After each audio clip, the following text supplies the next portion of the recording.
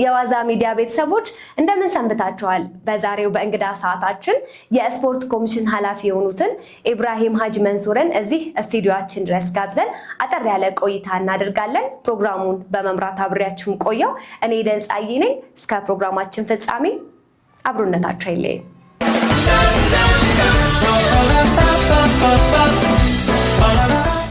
እሺ እንግዲህ እዚህ ስቱዲዮአችን ድረስ ፍቃደኛ ሆነህ ስለመጣ ከልብ አመሰግናለሁ።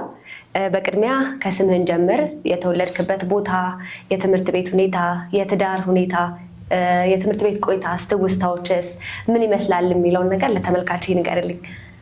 አመሰግናለሁ። ኢብራሂም መንሱር እባላለሁ። የተወለድኩኝ ትምህርት መኳር መንጄ ወረዳ ስር በሚገኝ ቀበሌ ነው። ትምህርቴም ሀብዬ የጀመርኩት እዛው ትምህርት መኳር አንደኛ ደረጃ ትምህርት ቤት ከአንድ እስከ 4 ያለውን ትምህርት እዛ ተከታትዬ ከጨረስኩ በኋላ መንጄ ከተማ ላይ ከ5 እስከ 10 ያለውን ክላስን ተከታትዬ ጨረስኩኝ ማለት ነው እዛ መንጄ ላይ። ከዛ በኋላ ያው ወደ ኮሌጅ ገባሁ። በዲግሪ ሶሺዮሎጂ ባክግራውንድ ጨረስኩኝ። ከዛ በኋላ በኤምቢኤ ዩኒቨርሲቲ ገብቼ ሁለተኛ ዲግሪ ያስኩት ማለት ነው። የትዳር ሁኔታ ያው ያገባና የሁለት ወንድ ልጆች አባት ነኝ። በጣም ደስ ይላል። የአመራር ደረጃ ሀብለህ ለጀመርክበት ሁኔታ እስቲ ትንሽ በለን። አመራር ሁኔታ ያው የምታስበው አይደለም። ያው መንጄ ላይ ጤና ጽሕፈት ቤት ላይ ለ2 ዓመታት በሙያ እያገለገልኩኝ በአጋጣሚ ሳላስብ ያው ፓርቲና መስተዳድር ጠርቶኝ በአስቸኳይ ትፈለጋለህ ተባልኩኝና ሄድኩኝ። ሲሄድ የሚሰጡኝ የሹመት ደብዳቤ ነው። ሹመት ደብዳቤ ሰጡኝ። እኔ ደንግጬ ነበር። ያው ያን አንደኛ ያልጠበቅኩት ነገር ዘመንጄ ወረዳ ጤና ጥበቃ ጽሕፈት ቤት ኃላፊ ሆኜ ተሾምኩት። እዛ የነበረው መስተዳድር በጣም ተግባቢ የሆነ መስተዳድር ነውና ያው አሁን የክልሉ ፖሊስ ኮሚሽን ኮሚሽነር የሆኑት አቶ ሃሩን ኡመር በቃ ስራውን እናንተን ብቻ አይደለም የምትሰራ እኛም ካጠገብ ሆነ ያለው ነገር እየተጋገዝ ስራውን እንሰራለን ብሎ ትሪት ማድረግ ጀመረና ትሪት አድርጎኝ ስራውን ጀመርኩኝ። የአመራርነት እዛ ነው ሀብዬ የጀመርኩት። መልካም። መንጌ ወረዳ ዋና አስተዳዳሪ በነበርክበት ወቅት አሳክቸዋለሁ የምትላቸው ስኬት ምንድን ናቸው? በአመራርነት ወቅት ያጋጠሙክ ተግዳሮቱስ ምን ነበረ? በምን ሁኔታ አሳለፍከው የሚለውን ትንሽ በለን። አመሰግናለሁ። ያው ከአስተዳዳሪነት በፊት መንጌ ጤና ጽሕፈት ቤት ላይ በነበርኩበት በጣም አኩሪ ስራዎችን ሰርቻለሁ። ያው ከስራ ባልደረቦቼ ጋር በመሆን በተለይ ከኔ የጤና ጽሕፈት ቤት ምክትል ኃላፊ ተወጣይ በጀሌ አሁን የመንጄ ወረዳ ዋና አስተዳዳሪ የሆኑት በጣም በርካታ ስራዎችን ሰርተናል። ከዛ በየጊዜ ለ3 ዓመታት ነው ጤና ጽሕፈት ቤት የሚመራው። በርካታ ዋንጫዎችና ደረጃዎችን አሳክተናል። ጤና ጽሕፈት ቤትን ከመራው ጊዜ ጀምሬ ለ3 ዓመታት ያህል በየአመቱ በየጊዜ በሚደረገው ሪቪው ሚቲንግ ይሁን በሚደረገው የአፈጻጸም ግምገማዎች ላይ መንጄ ነው አንደኛ የሚወጣ። ያኔ ከስራ ባልደረቦች ጋር በመሆን ከምክትል ጤና ጽሕፈት ቤት ጋር በመሆን ምርጥ ስራዎችን ሰርተናልና በጣም ደስተኛ ነበርኩኝ። በተለይ የጤናን ስራ እርካታ አለው፣ በጣም ትረካለህ። ምክንያቱም የሚታድነው ህይወት ነው። የአንድ ወላድ እናት ህይወት ማዳን ቀላል ነገር አይደለምና ስታድነው በጣም ትረካለህ። የአንድ ህፃን ህይወት ስታድን በጣም ነው የምትረካው። ህፃናቶች ላይ ነው የምትሰራ፣ እናቶች ላይ ነው የምትሰራና በጣም በቃ ከህይወት ጋር የሚገናኝ ነገር ስለሆነ ሁማኒቲ ይፈልጋል። የጤና ነገር ዝም ብሎ ሰው የሚሰራው ነገር ሳይሆን ሁማኒቲ ነውና በቃ ለውጤቱ ብቻ አይደለም ለዋንጫው ብለን አይደለም የምንሰራ። ሁማኒቲ አንፃር ያነሳሳሃል እንድትሰራ ያግፋፋሃልና በጣም እኔ ያኔ ደስተኛ ነበርኩኝና ያው አሁን ደግሞ ያው የመንጄ ወረዳ ዋና አስተዳዳሪ ለበርካታ ዓመታት ያው ለ3 ዓመታት መርቻለሁ። ያው የተለያዩ ሴክተሮች ከዛ በፊት መርቻለሁ። ፓርቲ ላይ ሰርቻለሁ።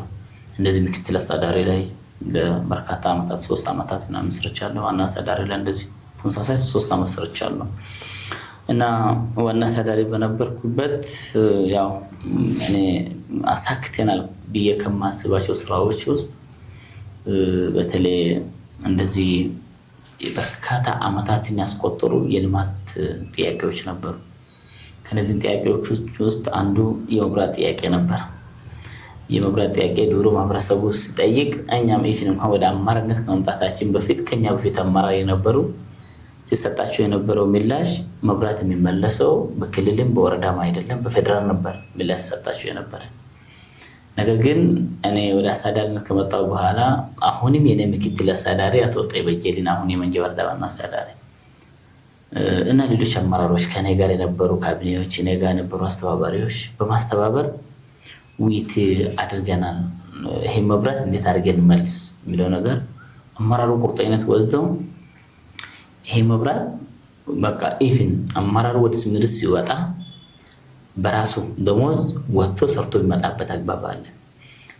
ለስራ መስገጃ ብለን ያዝናቸው በጀቶች አጠቃላይ ወደ መብራት ጥያቄ መልሰን ለ4 የሚሆኑ ቀበሌዎች መብራት እንዲያገኙ በጣም ካስደሰቱኝ ነገሮች ውስጥ አንዱ ይሄ ነው።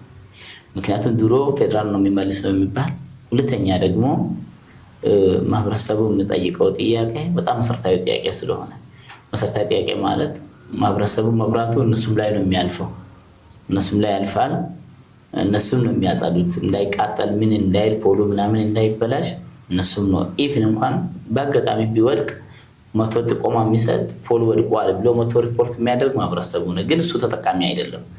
እሱ ላይ አልፎ ሌላ ቦታ ሄዶ ነው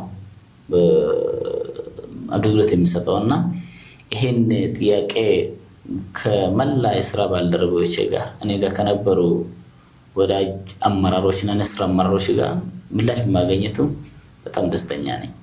ከዛ ውጭ ደግሞ በርካታ ሌሎች የልማት ጥያቄዎች ነበሩ እንደ መንገድ እንደሌላ የኛ ማህበረሰብ ያው ልማት ሲጠይቅ ድሮ የምናውቀው በተለይ ከነበሩ ፖለቲካዎች ካሳለፍናቸው ፖለቲካዎች ጥያቄ ሲጠየቅ ጀርባው ይጠና ብሎ ነበር ምላሽ ሲሰጠው የነበረ። ጀርባ ሲታጠና ግን የምታገኘው 2 መሰረታዊ ጉዳዮች ናቸው። እንደኛ ጉዳይ ወይ ያረሰለት ላብ ነገር ካልሆነ በስተቀር ወይ ደግሞ ወርቅ ጉድጓድ ውስጥ ገብቶ ጉድጓድ የቆፈረበት አፈር ካልሆነ በስተቀር ከበስተጀርባው ከዛ ልማት ውጭ ሌላ ጥያቄ የለውም። እና ለበርካታ አመታት የነበሩ 36 አመታት የነበሩ የመንገድ ጥያቄዎች ለ20 አመታት የነበሩ የልማት ጥያቄዎች እኔ መንጀ እየመራው ከሚመለከተው የክልል መንግስት ጋር በመነጋገር ምላሽ ያገኙበት አግባቦች አሉ። የሚያረካኝ መንገድ ምላሽ ማግኘቱ ሳይሆን ከዚህ በፊት ያው ለአምቡላንስ ሲደወል እኔ ጤና ቢስ ነበርኩኝ አውቃለሁ። መንገድ አያስገባም፣ አምቡላንሱ አይገባም ነበር። አምቡላንሱ ቢገባ ደግሞ ጭቃ ይዟል ወይ ደግሞ ወላዱን ጭኖ እየመጣ ጭቃ ይዞት አንዳንድ ወላድ እናቶች እዛ አምቡላንስ ውስጥ የሚወልዱበት አግባቦች አሉ። ያስደስተኝ እነዚህ ችግሮች መቅረታቸው ነው። ድሮ በቃ ሰው እንደዚህ ሲሄድ የሚቸገርበት መኪና የማይገባበት ሞተር የማይገባበት መንገዶች ተከፍተው ሲታይ በጣም ደስ ይለኛል። እና እነዚህም ስራዎች እኔ በጣም እንትን አደርጋለሁ። ሁለተኛ ሶስተኛ የአመራር አንድነቱ ነው። እዛ መንጀር ቆየሁባቸው አመታት የኛ አንድነት በቃ አንድ ቀን ተለያይተን አናውቅም። ያው ችግሮች ሲኖሩ በውይይት ቁጭ ብለን እንፈታለን፣ ቁጭ ብለን እንነጋገራለን። ችግር ያለው ሰው አንተ ችግር አለብህ ተመለስ ማለት ውጭ በጣም የአመራር አንድነቱ ሼፕ ነበር። ይሄ ማለት ግን ፈተናዎች አልነበሩ ማለት አይደለም። ከኛ ውስጥ ጀምሮ አብቶ ሌሎች ቦታዎች ላይ የአመራር አንድነት ሊፈታተኑ የሚችሉ ነገሮች ነበሩና እነዛ ነገሮች ግን በተቻለ መጠን ሆልድ እያደረግን እዚህ ተቀምጠን ለህዝብ ዓላማ ነው ብለን የተወያየን ስልጣን መሰረት አድርገን ሳይሆን ኃላፊነት መሰረት አድርገን ሳይሆን ህዝብ መሰረት አድርገን ነው እዚህ የምንቀመጠውና እነዚህም በርካታ ስኬቶችን የአመራር አንድነት። ከዛ ውጭ ደግሞ በጣም ደስ ያለኝ በጣም ደስ የሚያስደስተኝ ነገር የህዝብ ፍቅሩ ለኔ የነበራቸው አመለካከት ክብር እኔ በጣም ደስ ይለኛል። የኔ መለኪያ እርካታዬ መጨረሻ እርካታዬ የህዝብ ደስታው ነው እና እኔ እዛ እስከቆየሁ ድረስ ህዝቡ ጋር በጣም ደስተኛ ነበርኩኝና እኔ ይሄ በጣም ደስ ይለኛል። እኔ በጣም ሳስታውሰው በቃ መንጀክ ውስጤ እንዳይጠፋ ያደርገዋል። ህዝቡ ለኔ የነበረው አመለካከት እውነት ለመናገር መቼም ቢሆን መንጀ የሚባል የመንጀ ህዝብ የሚባል ከውስጥ አይጠፋም። እኔም ለነሱም ትልቅ ክብርና አክብሮት አለኝ። ይሰሙኛል። እኔ የምላቸው ነገር ይሄ ነገር ነው በቃ መጥፎ ነገር ነው ተው፣ ይሄ ነገር ጎ አርግ ስንለው ማድረግ የሚችሉበት አግባብ። መንጀ ከዚህ በፊት በግብርና አይታወቅም ነበር። እኔ መንጀ ላይ በነበርኩ ግን የግብርና ስራዎችን ጀምረናል። የመስኖ ስራ እንበል ሌሎች ስራዎች በርካታ ስራዎችን የጀመርንበት አግባብ አለና ይሄ በጣም እኔ ደስታውን አልችልምና ይሄ ደግሞ ህዝቡ ለእኔ ካላቸው አመለካከትና በደንብ ስለሚያዳምጡኝ እኔ በጣም የተወሰኑ ስራዎችን ሰርተናልና እና የህዝብ ተስምነቱ በጣም እንትን ነው። ሌላኛው በጣም የሚያረካኝ የመንጀ ቤኒሻንጉል ስኬትን በጣም ያረካኛል። የመንጀ ቤኒሻንጉል ለበርካታ ዓመታት 9 ዓመታት ክልል ሻምፒዮና እየተሳተፈ ለአንደኛ ሊግ ለማለፍ እየወደቀ የመጣበት አግባብ ነበርና ይሄ ግን በነበርኩበት ትግል አድርገን ያው እኔም 2 ዓመታትን ሞክሬያለሁ። አንደኛ ሊግ ለመሳተፍ አልቻልኩኝም። ቁጭ ብለን ግን ከስራ ባልደረቦች ቁጭ ብለን ከካቢኔ ከስራ አስፈጻሚ የክለቡ ስራ አስፈጻሚና ከክለቡ የምክትል ፕሬዝዳንት ጋር ቁጭ ብለን ምን እናደርግ የሚለው ነገር ክለቡ ህብረ ብሔራዊ በሆነ መልኩ መገንባት ያስፈልጋል እና ብቃት ባላቸው ተጫዋቾች ብለን አምነን ብቃት ባላቸው ተጫዋቾች እንዲገነባ ከተለያዩ ቦታዎች እያመጣን ክለቡን ገንብተን በዚህ ዓመት የተሻለ ውጤት ካስመዘገቡ ክለቦች ውስጥ አንዱ መንጀ ቤኒሻንጉል ነውና እኔ በጣም ትልቅ እርካታ ይሰማኛል በዚህ ዙሪያ ነው። እኔ በጣም ደስ ይለኛል። ከዚህ ውጭ ደግሞ የተለያየ ኢኮኖሚያዊ፣ ማህበራዊ፣ ፖለቲካዊ ስራዎች ሰርተናል።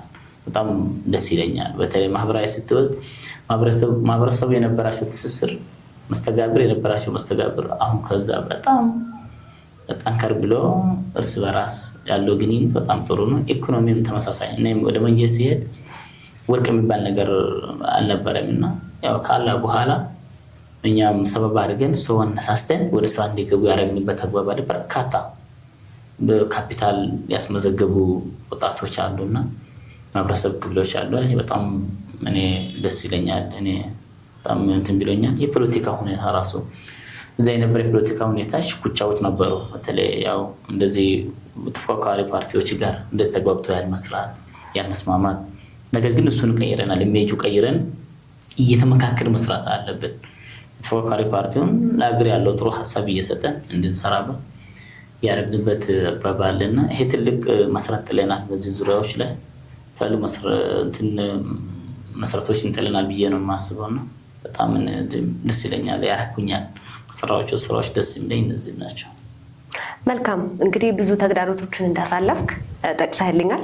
በዚህ ደረጃ ለመድረስ የማይረሱ የህይወት ውጣ ወረዶች እና ተምሬባቸዋለሁ የምትላቸውን አጋጣሚዎች ካሉ እስቲ? ያው የገጠሙ ፈተናዎች አሉ። ክቡር ጠቅላይ ሚኒስትር ዶክተር አብይ እንደሚያነሳ ሊሰራ ስትፈልግ እግርህን የሚይዙ ሰዎች አይጠፉም፣ ከመዋቅር ከውጭም ቢሆን። እንደዚህ ደግሞ እኛ ውስጥ ደግሞ እግራችን ሲይዙን የነበሩ ሰዎች አሉ። እነዚህም ግን ያው እግራችን ይዘው እንደምንም ብለን ደግሞ ተፋጭ ለምን ብለን ስኬት ስናመጣ እንደገና ክቡር ጠቅላይ ሚኒስትሩ እንደሚለው ከርፋታ አስሮ ካንተ ፊት ለፊት ቆሞ እኔ ነኝ ይሄን ስራ የሰራው የሚሉ ሰዎች ማለት ናቸው። እና እነዚህም ግን ልናልፍ ችለናል። ትልቁ ነገር እኔ ነኝ የሰራው እሱ ነው የሰራው ማለት አይደለም፣ የህዝብ ተጠቃሚነት ነው ብለን እናምናለን። እና እነዚህም ያለፍናቸው በቴክስት ነው። በቃ ቴክስት እኔ ብዙ ያው በእድሜ ትንሽም ቢሆን አማራነት ብዙ ነገር አስተምሮኛል።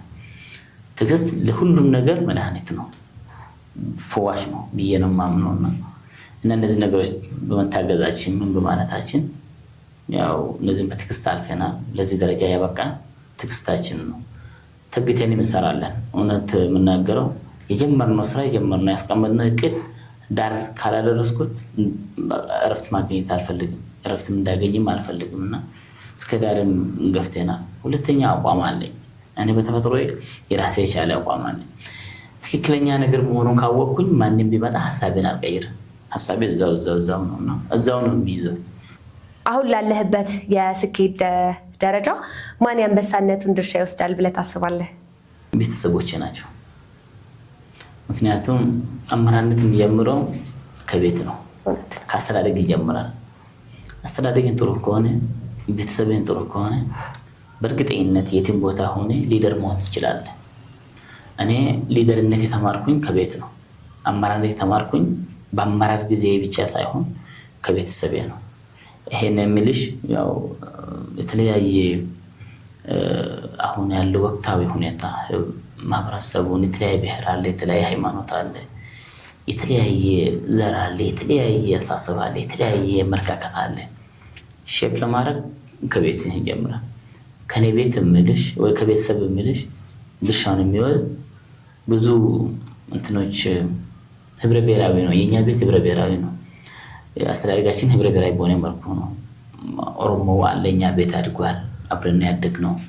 አማራውም አለ። ህብረ ብሔራዊ የጀመርኩት ከቤቴ ነው ጀምሬ የመጣውና ለዛ ነው አመራርነት ላይ ያልተሸገርኩኝ። ለዛ ነው ክርስቲያኖቹ አሉ እኔ ጋር ማዕድ ጓደኛ ማለት ብቻ መልኩ ክርስቲያኖች ናቸው።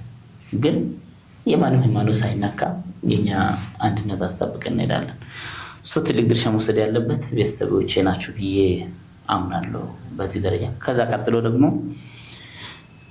ቅድም ላልኩሽ ያው የቀድሞ የመንጃ ወረዳ ዋና አስተዳዳሪ አሁን የፖሊስ ኮሚሽነር ክቡር ሃሩን ኡመር ብዙ ምክሮችን ይመክረኝ ነበር። ሊደርሺፕ ላይ ያለው እውነት ነገር በጣም ብዙ ነገር በቃ ይመክረኛል። እንደዚህ ማድረግ የለብም እንደዚህ ነው የምታደርገው የሚለው ነገር በጣም ብዙ ነገር ይመክረኝ ነበር። እሱም ያው ድርሻው የጎላ ነው ብዬ ነው የምወስደው ነው። ያው እዚህ ሰርድ ያው ወንድሞች አሉ፣ ትናንሽ ወንድሞች። እውነት ነገር ለመናገር ያው ደሞዝ በአሁኑ ወቅት አይበቃምና ግን አመራርነት ላይ እስከዚህ ድረስ እንዲቆይ ያደረጉ እነሱም ናቸው። ፋይናንሻልም ጭምር እየደገፉኝ በቃ ህዝብ መምራት አለብህ፣ ተሸግረህም የህዝብ ንብረት መዝረፍ የለብህም ብሎ በየጊዜ ይደግፉኛል። እውነት ደሞዝ የምወስደው ብዙ የተሸገሩ ሰዎች አሉ፣ ለነሱም ነው የምሰጠው። ከነሱም ደግሞ እየጠየቁኝ እያገኘው እንደዚህ ደረጃ በቅቻለሁ ማለት ነው። ወረዳ አስተዳዳሪነት ወደ ስፖርት ኮሚሽነርነት ስታልፍ ወይም እድገት ስታገኝ ምን ተሰማ? እውነት ለመናገር ቤትን ባገለግል ደስተኛ ነኝ። ምክንያቱም ህዝብ ነው የማገለግለው። ከዛ ስመጣ እኔ ባይዘወይ ስነሳ ከወረዳ አስተዳዳሪ ህዝቡ ሲሰማ በእንባ ነው ታጅቤ የተሸኘው። ማህበረሰቡን አጠቃላይ ቤትም እየመጡ መሄድ የለብህም የሚለው አቋም ይዞ እኔ ደግሞ አይኖ ያ ፓርቲ መንግስት ማምኖ ወደዚህ ስለመጡኝ እኔ የትም ቦታ ሄጄ እሰራለሁ ነው። የትም ቦታ ደስተኛ ነኝ። ክልሉ ስፖርት ምን ለውጥ አስመዘግባለሁ ብለህ አቅደሃል? እዚህ ስፖርት ኮሚሽነርነት ያበቃኝ መንጄ ቤኒሻንጉልን ነው። መንጄ ቤኒሻንጉል ሳላመሰግን አላልፍም። መንጄ ቤኒሻንጉል ማለት ደም ስሬ ነው። ከደም ስሬ ጋር የተሳሰረ ነው። ይሄን የሚልበት ምክንያት መንጄ ቤኒሻንጉል ኑሮ ይሄን ውጤት ባያስመዘግብ ኑሮ ስፖርት እንደሚወድ ማንም የሚያውቅ አይኖርም ነበር። እና ተምሬ አይደለም ስፖርትነት ተምሬ አይደለም ወደዚህ መጣሁ።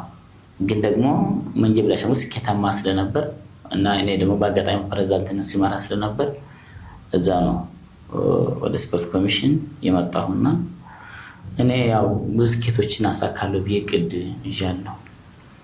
ያው ስፖርት ስታስብ ያው ሁለት መሰረታዊ ጉዳዮችን አብሮ ማሰብ አለብሽ። አንደኛ ማዘውተሪያ ስፍራዎች ማሰብ፣ ሁለተኛ ሀብት ይፈልጋል። በዚህ ደረጃ ላስት ግብህን ደግሞ ታዳጊዎችን ማፍራት ነው። መጨረሻ ግብህን ይሄ ነው፣ ታዳጊዎችን ማፍራት። እዚህ ዙሪያ ያው የዚህ የማዘውተሪያ ስፍራዎች አንዱ ያው በክልሉ መንግስት በተያዘው እቅድ የስቴዲየም እቅድ በእኔ ዘመን እስካለው ድረስ እንዲያልቅ የበኩልን ጥረት ማድረግ ጀምሬያለሁ፣ አደርጋለሁ። ከሚመለከተው አካል ጋር የተነጋገርኩኝ በተቻለ መጠን ሼፕ ለማድረግ እና አልቆ ደግሞ ይሄ ክልል በርካታ የስፖርት ተሰጥኦ ያለው ክልል ነው። አትሌቲኩ ብንል፣ ውሹ ብንል፣ ቴኳንዶ ብንል፣ ካራቴ ብንል፣ እግር ኳሱ ብንል ተሰጥኦ ያለው ክልል ነው እና እነዚህን ኮትኩቴን ለማውጣት እንፈልጋለን። አንድ ታዳጊ ይዘህ ብትመጣና የሆነ አቦራ ሜዳ ላይ ብታደርገው የሆነ ይዘህ መተህ ደግሞ ስቴዲየም በሳር ተለበሰን የሆነ ቆንጆ ነገር ሲኖረው ኢንትረስቱ የሚወስደው ከሁሉም በላይ ከአቦራው በላይ እዛው ስቴዲየሙ ነው የሚወስደው። እና ይሄን ስቴዲየም ለመጨረስ እቅድ ይዣለሁ ተቻለ መጠን። አሁን ሰርድ ፌዝ ላይ ነን። ያ በየፌዝ ነው የሚሰራ፣ በጣም ካፒታሉ ብዙ ስለሆነ በፌዝ ነው የሚሰራ እና ስሪ ፌዝ ላይ ነን። ይሄን ስሪ ፌዝ ብዙ በርካታ ስራዎች አሉ። እነሱም በርካታ ስራዎችን እየሰራ ነው። በተቻለ መጠን በተቻለ ፍጥነት ከመለክተው አካል ጋር እየተወያየን ስራዎቹ እየሰራ ነው። አንዱ ይሄን ለማሳካት እቅድ ይዣለሁ። ሁለተኛ ስፖርት ህዝባዊነት እንዲሆን ፈልጋለሁ። በህዝብ ተሳትፎ የታጀበ መሆን አለበት። ህዝቡን መጥቶ ብቻ ሜዳ ሰፍሮ መሄድ ብቻም ሳይሆን አናዘር ማህበረሰብ ራሱ ብር ያላቸው እንደዚህ ባለ ሀብቶች ሌሎች ለስፖርቱ ኢንቨስት እንዲያደርጉ ማድረግ። የስፖርት ነገር የመንግስት አይደለም፣ የህዝብ ነው። ባለቤቱ ህዝብ ነው እና ይሄን ለመስራት እቅድ ይዣለሁ። የህዝብ ተሳትፎ በስፋት እንዲጠናከርና እንዲኖር ይሄን እቅድ ይዣለሁ። ሁለተኛ ታዳጊዎችን ማፍራት፣ በርካታ ታዳጊዎችን አፍርተን ስኬታማ ስራ እንዲኖር እንፈልጋለን።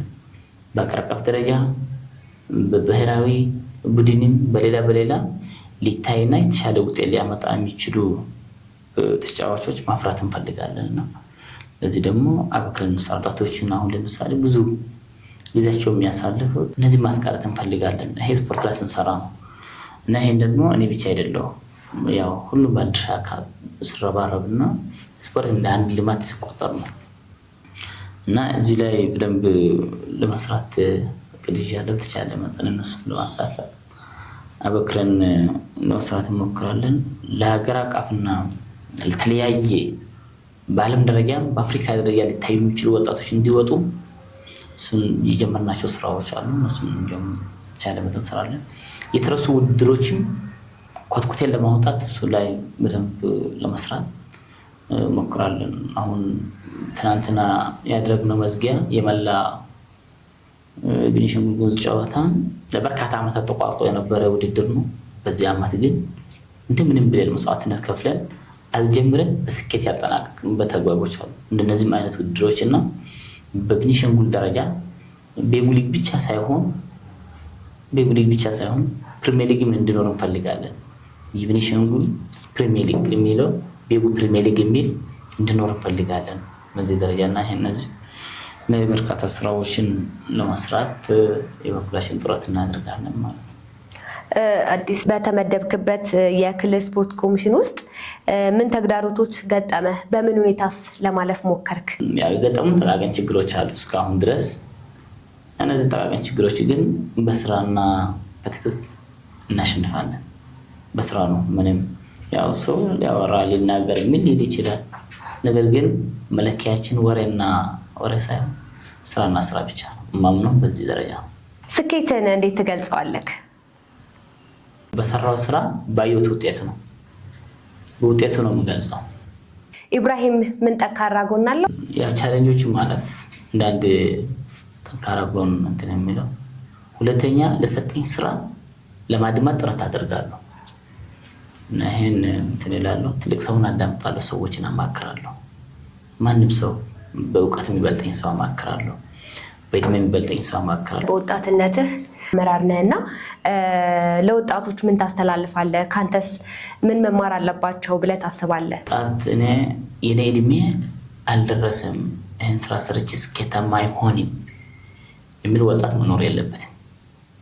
ወጣት ነኝ ዳገቱን ገብቼ እሄዳለሁ የሚል ወጣት ሊኖር ይገባል።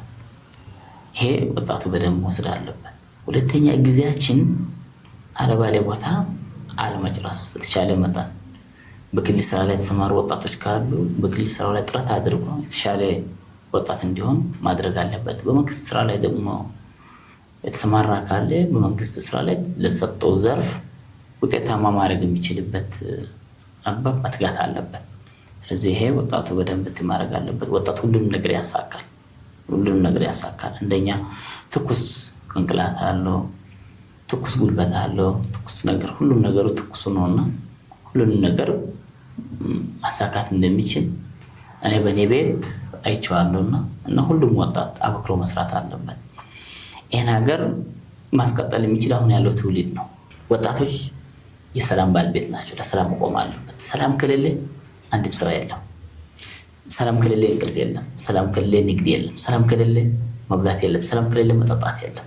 ወጣቱ ይህን አውቆ የሰላም ጥንቅ ሳይሆን የሰላም አምባሳደሮች መሆን አለባቸው ብዬ አስባለሁ።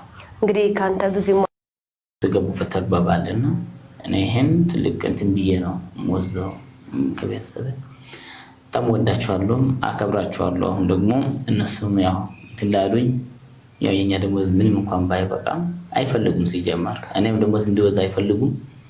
ያ ግድ ሆኖብን ነው የምንወስደውና ብዙ ጊዜ እነሱ የሚፈልጉት ነፃ ሰርቪስ እንዲሰጥ ነው እና እነሱም ኢቭን እንኳን ራስን ይብቃ ነው የሚሉኝና እኔ በጣም ወዳቸዋለሁ፣ አከብራቸዋለሁና በተለይ ደግሞ ህብረ ብሔራዊ እንድኖር ማንም እንድንወድ ማንም እንድናከብር ማንም እንዲወደን ማንም እንዲያከብር ትልቅ መሰረት የነበሩ ቤተሰቦች ናቸውና ትልቅ ክብር አለኝ። ያው ከቤት ከወንዶች የመጀመሪያ እኔ ነኝ፣ ሴቶች አሉና ግን ደግሞ ያው በትልቅ እንክብካቤ ደረጃ ነበር ያደግኩኝ። ደስ የሚል አገላለጽ ነው። አንተ ምን እንጠብቅ?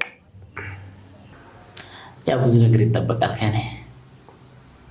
እንደኛ ያው ከዚህ አልፎ የሀገር መሪ መሆን ፈልጋለሁ እና የሰላም አምባሳደር መሆን ፈልጋለሁ። በጎ አድራጎት ላይ ብዙ መሰማራት ፈልጋለሁ። የተቸገሩ ሰዎችን ማገዝ ፈልጋለሁ። ቢኖረኝ አሁን ባግዛቸው ደስ ይለኛልና ባይኖረኝ እንኳን ከሌሎችም ማስተባብሬ እንደዚህ አረጋውያን ደካማ የሆነው ሰዎችን ለማገዝ በጣም ፈልጋለሁ እና ከኔ የሚጠብቁት በኋላ ላይ በጎ አድራጎት መሆን ነው። በመጨረሻም ማመስገን የምትፈልገው አካል ካለ እንዲሁም ደግሞ መልእክት ማስተላለፍ የምትፈልገው ካለ እንግዲህ መድረኩ ያንተ ነው። አንደኛ እንደ ሊደርሺፕ ለአመራር ነው ማስተላለፍ የምፈልገው። ያው አመራር እኔ አይቼዋለሁ፣ አንድነት ምን ያህል ውጤት እንደሚያመጣ፣ ምን ያህል ኃይል እንደሆነ፣ ምን ያህል እውቀት እንደሆነ በመንጃ አይቻለሁ፣ መንጃ አስተዳዳሪ በነበርኩበት። ስለዚህ አመራሮቹ ሁሉም ለስልጣን ሳይሆን ችኩቻ ሊኖረን የሚገባ በተቻለ መጠን ማንም ሰው የተመደበበት ቦታ የራሱን ኃላፊነት የህዝብ ተጠቃሚነት ማረጋገጥ የሚችልበት ተግቶ መስራት አለበት። ስለዚህ አንድነት ለኛ ወሳኝ ነው። አንድ በጣም ጠቃሚ ነው። ሁለተኛ ህብረ ብሔራዊ ማክበር። አሁን ለኢትዮጵያ የሚያዋጣ ህብረ ብሔራዊ ነው ብቻና ብቻ። በተለይ የኛ ክልል ትልቅ ባለጸጋ ናት።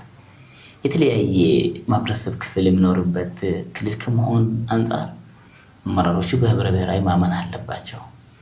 ሁሉም ሰው በኩል አይን ማየት አለበት። ሁሉም ሃይማኖት በኩል አይን ማየት አለባቸው ብዬ አምናለሁ።